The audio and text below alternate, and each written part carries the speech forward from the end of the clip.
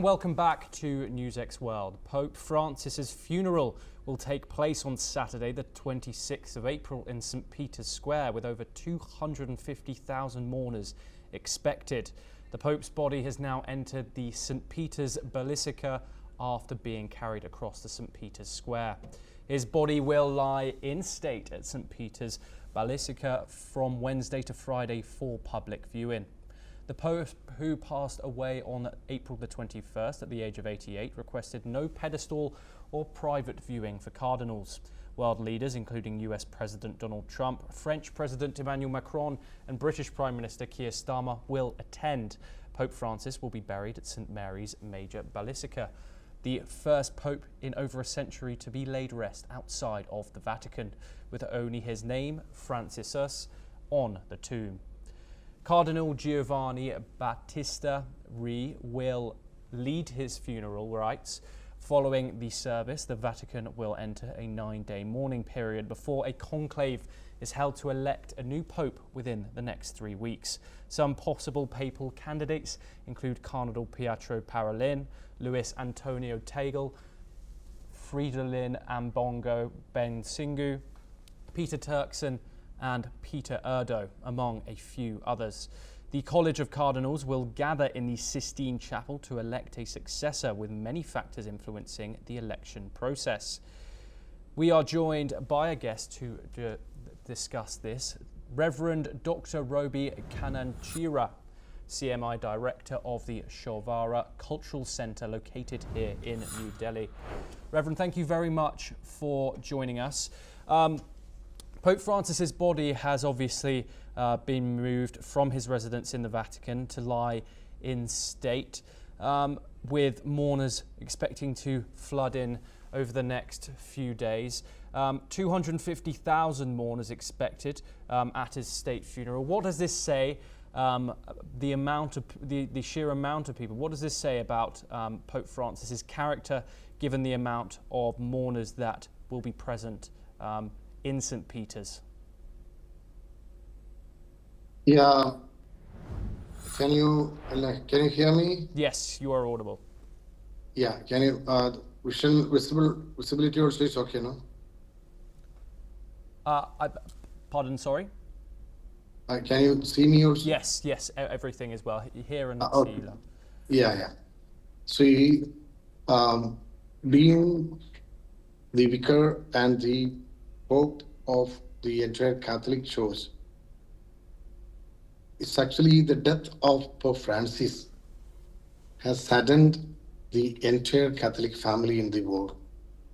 And not only that, not only Catholic families, all human beings who loves humanity, who takes the values of Christianity, means the truth, justice, equality, and fraternity, love and compassion, and all those unforgiveness, and all those biblical human values which were exemplary activated in this Pope Francis. And he was so generous to show that kindness and compassion and generosity and forgiveness, and to everyone, those who were mourning, those who were crying, those who were in grief, in not only in Catholic families, but in everywhere in this world. So now tens of thousands of pilgrims have arrived in Rome to mark this death of Pope Francis. You know that? Yes. And he is still living in the hearts of the millions. And now when he leaves us, now they really realize the depth of his presence, the value of his presence. And he was a compassionate Pope. He was a loving Pope, always kept the people, those who were denied their presence in public, especially today's newspapers in different countries have shown a picture, a man, one who was having full of these wounds in his body, was embraced by Pope Francis. Yes. And means he was an embodiment of compassion, and he used to cry with them, those who were crying. And that's why recent months and weeks he was continuously speaking for the victims of war in Ukraine and even Gaza, the Palestine Israel war and Ukraine Russian war. And he was continuously pleading, even in the last message, means this Sunday message, Easter Sunday message, though he was really struggling to speak, the last words were of keeping peace, maintaining peace in those areas. And that's why he can be called, he is an apostle of peace. Yes. He's an apostle of peace and harmony. So that's why everyone who loves humanity, who loves human being, feels that his death is a great loss. So that vacuum, that his smile was an all-embracing smile, It was an all-embracing smile that comforted many, when he embraced a man who cannot walk, a man who is neglected.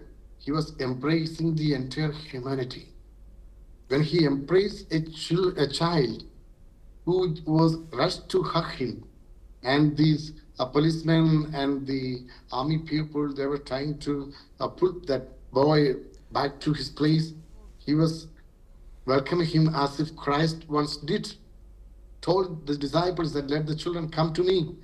And he was embracing that child, that moment, the entire human being and that children, those who are neglected all over the world, were embraced. That's love, unconditional love, forgiving love, compassionate love. That is the love of Christ. The specialty of all this love was really, it was in him, and everybody was experiencing. He could make the real love of Christ feel to the thousands and thousands of people, those who were in different parts of the world, those who were in unnoticed, abandoned, and even transcendent people. Yes, and Reverend, obviously, they also knew the depth of the love of Christ through him. Yes, and Reverend, obviously, looking after these, in the next 14 days, there is going to be the conclave which starts. What lessons can the future elected Pope learn from Pope Francis's tenure as the head of the Catholic Church? See, the future Pope should learn a lesson that a Pope should be a real ambassador of Christ's love, a love which embraces everyone, irrespective of caste and creed and color and language and nation. So, and that's one thing. The other thing is that he must be an apostle of the real Catholic values. Means always appreciating, respecting, accepting, and celebrating the differences and diversity.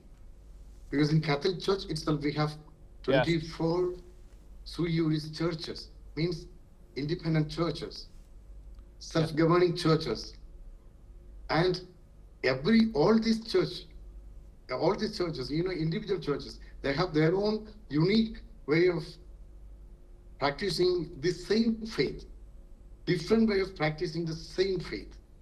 And that is, the Catholic Church itself can be called a celebration of diversity. So, celebrating diversity means celebrating humanity. That was his message. And yesterday also I have just shared that he was an ambassador of peace. Yes. And when he embraced everyone, Reverend, when he met this Dubai Sharif in this Saudi Arabia, 2 times when they have this meeting, he was embracing this Muslim leader. And then he said that peace begins when you start celebrating the other. Yes. Thank you Peace very begins. much, Reverend Yeah. Dr. Roby And peace begins when you Kanachira, start for celebrating. joining us. Thank you very much for joining us. Well, that's all we have time for. We will continue to bring you more news updates from around the world. Thank you.